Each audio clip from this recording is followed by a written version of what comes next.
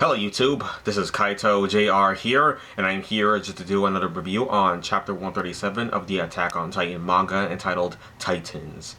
So yes, this was a really good chapter of Attack on Titan. We got some really interesting stuff that happened here, really interesting reveals as well, and well, for once, we got the reveal that, you see, Zeke, he was in the realm of the Titans, the paths for like this entire time. I guess like to him it felt like a very long time for him because he was just on the just playing with the sand or whatever, and then Armin just was eaten by this ocale Titan from chapters before, and then was able to meet Zeke like here within the Titan realm, and technically he was still alive, but I think at the end of this chapter he is pretty much dead right now because Levi kind of decapitated him.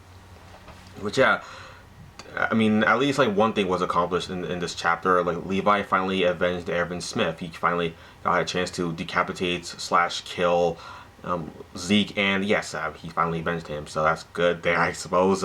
Zeke is finally gone. I mean, at least like during his last like days on Earth, he got to just like realize like how, I guess, I mean, he said himself like it's such a beautiful day. Kind of wish I realized this sooner than just now, but I suppose I'm just, yeah. Then Levi just cuts his head off, and then that's it. Like finally, Levi's like satisfied on what he's done, and I mean, Zeke has done some really good things in this chapter. Just, yeah, other than the fact that him dying, but he was able to bring back some older characters that have not been seen in a while. For example, yeah, Mr. Xavier, and see, yeah, he's also his father, Grisha Jaeger, Marcel Galliard, yeah, pretty much like the Galliard brothers, like, yeah, Marcel, Porco, Galliard, Ymir.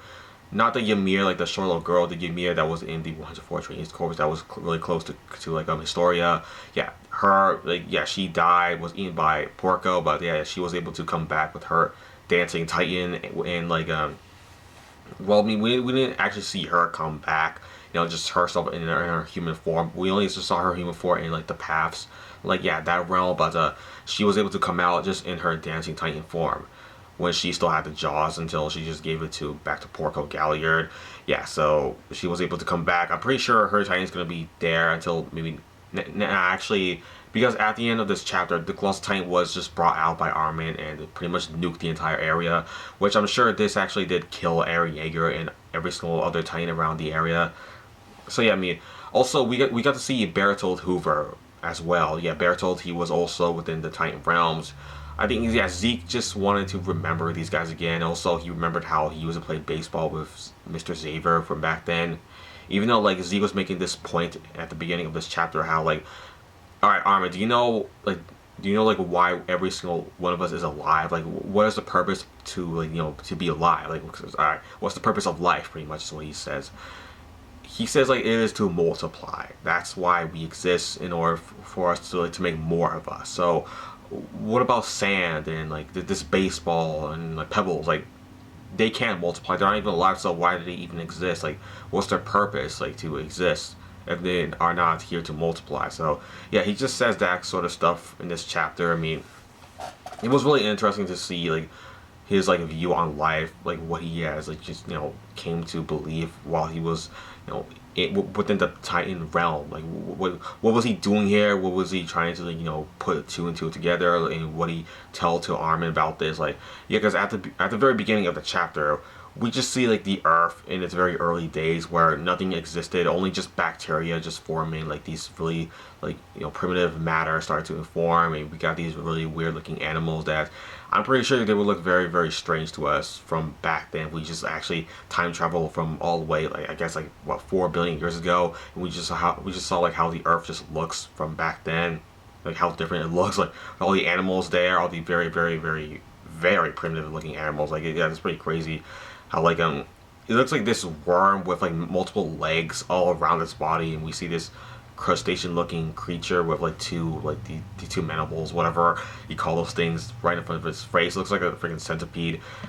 Actually, I believe, yeah, Ymir Fritz's whole like source of all material, like where she got the whole Titan power thing, yeah, that kind of looks like a centipede too as well. And I think like once like Aaron's head was decapitated, like some sort of centipede thing was trying to like reattach back to Aaron's head at the end of this chapter to like, you know, save Aaron's life. But I think Reiner in his Armor Titan form got in the way from that thing. Yeah, from that thing like reattaching Aaron's head back to like the giant Attack Titan like body. So yeah, Reiner was able to just stop that centipede looking thing from like going to Aaron's head. And then I guess Armin just like dropped in and I guess summoned his Colossal Titan, nuked the entire area, killed Aaron in the process. So yeah, he did good there. He finally was able to stop Aaron once and for all. Let's see. I think yeah, John did one thing here in this chapter. I mean he was about to. Let's see. Yeah, we see John right here, and he says, "There it is. It's doing it again. It's going after Aaron's head." Yeah, of course. Like this is when like the whole centipede thing was trying to reattach back to Aaron's head, and then Reiner came rolling in, trying to stop that thing from reattaching it back to Aaron's head, so Aaron doesn't get saved. So yeah, that's what he did there. It was pretty cool, and he says, "Wait, but Reiner, the Armored Titans should be able to withstand the Colossal Titans." Oh, wait, I know. Actually, Peak says this. Yeah, because like you know, because he's pretty much like John. He was very worried about just. Yeah, because like John, he just says it's like wait, but Reiner, because Reiner was going up to, you know, did like this giant centipede thing that was trying to reattach to Aaron's head. Yeah, John was worried about that. Like maybe Reiner will probably get killed if he stays in that whole crossfire thing for too long, because Armin was planning to just blow up the entire place with his explosions. But then Peak was like, "No, John, it's fine. I mean, Reiner should be able to withstand that explosion because of his Armored Titan form, so it should be fine for the most part." And then yeah, we just see Peak in her Armored Titan form just there in like the sidelines. Yeah, that was pretty good. So yeah, and also Reiner, he says like Reiner's prepared for the consequences. What Peak says, to let this opportunity get away would be to let that go to waste. So yeah, Reiner needs to do what he needs to do here. Reiner needs to stand back, and let's see. Let me try to see if I can find Armin. Yeah, of course we see all the Night Titans just, you know, doing the thing, and yeah. Well, we see Armin at the end of this chapter, just like I just said. So yeah, he activated his Colossal Titan from a distance, and we just see our characters just flying away on Falco's like flying Jaws Titan form, just flying away like that to like a very safe location, away from the, you know, basically the blast radius from the Colossal Titans, like blast, yeah, explosion, whatever. Of course, Falco pretty much saved everyone else, and yeah, Aaron, he pretty much died in this chapter. So yeah, we have two casualties, right? Yeah, Zeke and Aaron. Yeah, our main character Eren Yeager, that we've known since like chapter 1, as well as also we got to know in the anime as well. He is finally dead. So I mean, he was our main protagonist for so long, and it's just crazy. I mean, it didn't have much of an impact as like Sasha Browse's death for me personally. I mean, when Sasha died, I was going crazy with that. I was getting so emotional from that. And with Eren, it kind of hit, but it didn't hit as much as Sasha for some reason. I don't know, it's weird. I think it was because like Sasha was more of a comic relief character, and to see a character like that just dying it hit pretty hard. It really did, just because like she was one of our few characters who brought us like some good times and like some good laughs. Like she always made her like her potato or meat jokes or whatever. But now she's gone forever. Yeah, that really hurt a lot. Of course, Eren, though, he's dead. I mean, I guess it didn't hurt as much with Eren because he did kill a lot of people from around the world with the rumbling, and he's also a really cruel person as well, very selfish, only wants his own freedom. I don't know if he even cares about Paradise Island anymore. He seems more interested to do like his own thing for to achieve his own freedom more so than anyone else's freedom, to be honest with all of you. So but I guess it doesn't really matter now, since Eren is now dead. He's no longer a problem anymore, unless he pulls some move where next chapter he just comes back. Because I mean, we have 2 more chapters after this, chapter 138 and then chapter 139, the final chapter of Attack on Titan. So will Eren like somehow survive this and just come back next chapter, or is he really dead? Because yeah, I think he really is dead for real. Like yeah, this time Eren Yeager is dead. There's no way he could have survived that explosion from Armin Arla's Colossal Titan just blast radius, like just that thing. Yeah, that thing. There's no way he could survive that. So I'm pretty sure Eren is just decimated.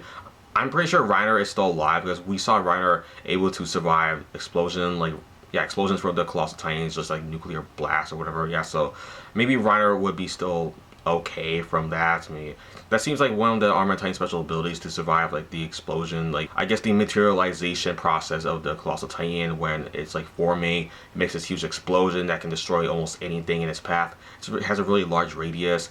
I suppose the Armor Titan's like capability is just like to be able to survive that explosion, that mass explosion. So yeah, I'm pretty sure Reiner should be fine here. Not totally sure, but yeah, he should be fine. That's what I believe. But Eren, yeah, he's definitely gone. Zeke is definitely gone as well. He got like his head cut off by pretty much by Levi. So I mean, I kind of speculated before that Zeke was still probably alive somewhere, and I was right, he is. But now he's kind of dead. So yeah, that didn't really mean much now. So let's see. Also, well, yeah, what else can I talk about in this chapter? Yeah, I mean, I guess I could talk about like Armin being saved by Connie when like, yeah, because you see Armin, he was finally freed from the Okapi Titan's like mouth where like Mikasa, I guess, yeah, it was her, right? See, yeah, Mikasa kind of opened like the Okapi Titan's mouth, which then Armin just fell off of. I think Armin actually shoot a thunder spear right in the Okapi Titan's like mouth, and then Connie then just cut the thing's tongue off that was trying to like, get Armin back into its mouth. So yeah, but then Connie just came in, just slashed that thing's tongue off clean, and then the Okapi Titan was like just dropped down like that. So then Armin was saved, and then yeah, basically the female Titan Annie pretty much caught Armin in her hand, and she was able to save him. However, that's when this whole cool thing starts to happen in this chapter, where we saw these former like Titan shifters, for example like Grisha's Titan, Marcel, and Porco's Joss Titan. We saw Ymir's like dancing Titan, Joss Titan, whatever you want to call hers. And also yeah, Eren Kruger is like, yeah, I forgot to mention him, but yeah, Kruger, he's also here as well. Wait, did we saw like Mr. Xavier's like Beast Titan? Because yeah, Mr. Xavier was the Beast Titan before Zeke, so did we see his Beast Titan? I don't think I really noticed that at all. Maybe he was here, I didn't see, but yeah, he was probably there, so I'm pretty sure he did something. But yeah, I mean, yeah, we see all of our former Titan shifters coming back and helping out with like trying to destroy Eren Yeager once and for all because of what Zeke told to them. Pretty much, this is what Zeke said. Like, well, yeah, I mean, this is what Armin was explaining to all these characters on like why are all these like characters like these former Titan shifters like Marcel and Grisha are coming back. Well, Armin explains that it's because he woke up everyone who was asleep in the world of the past, where neither life nor death exists. Yes, of course, Armin is talking about Zeke, what he did, and that every Eldian is connected to one another by the path, I think. It's because the founder Ymir wants to be connected, because she wants something from us. And yeah, that's where we see Bertolt standing right behind Armin, just like, because of course Bertolt is going to show up back in this chapter, and then Bertolt was actually the one who saved Annie from being like, yeah, in this chapter where, yeah, because like she was about to be like dogpiled by all these other Titans from like way back then, and then Bertolt came in with this Colossal Titan, took back control of it, and then just smacked away all the former like all these like Titan shifters from like back then, just away from, just like off of Annie, saved her life once again, and Annie just recognizes that like that is Bertolt Hoover's like Colossal Titan. So yes, Bertolt Hoover, Colossal Titan, does make a comeback. We have, I mean, of course, like, we've seen this like from like chapters beforehand. So yeah, it just made it like actual appearance here because Bertolt was the one who was controlling it for like this time around. So yeah, it was nice to see Bertolt back again here in action. However, also Zeke was holding this baseball right in front of Mr. Xavier, and you see, he was going through some stuff here in the past. Like he thought like everything was pointless, kind of a nihilistic view on the world, how like the only reason that we all exist is just to multiply. However, things like this baseball, for example, are very precious to us. Even Armin, states that like, yeah, those moments that I spent with my friends, like both Mikasa and Armin when we were just kids, like running around racing to this like tree top or whatever he said. But yeah, he stated that like those moments were precious, and then like his times within the 1-4 training course were precious as well. He did had a lot of fun there, and he does prize every single one of those moments like very highly to himself. So yes, like none of those were very pointless at all. Just because you can't multiply those doesn't mean it's pointless. It still meant something to him, and Zeke realized this.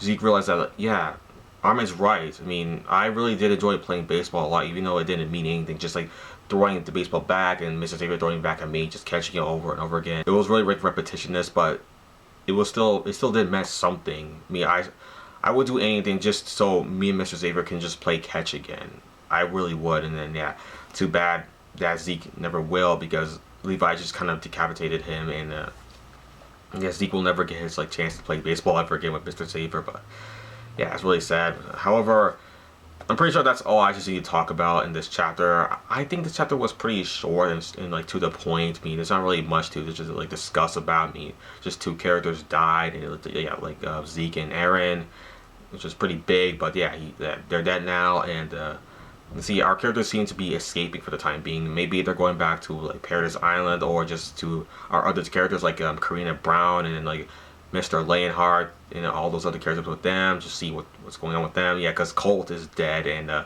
wonder how Falco's parents are going to react to that. It's going to be really crazy for them to hear about that. But I mean, at least Falco is still alive, so that's good and there.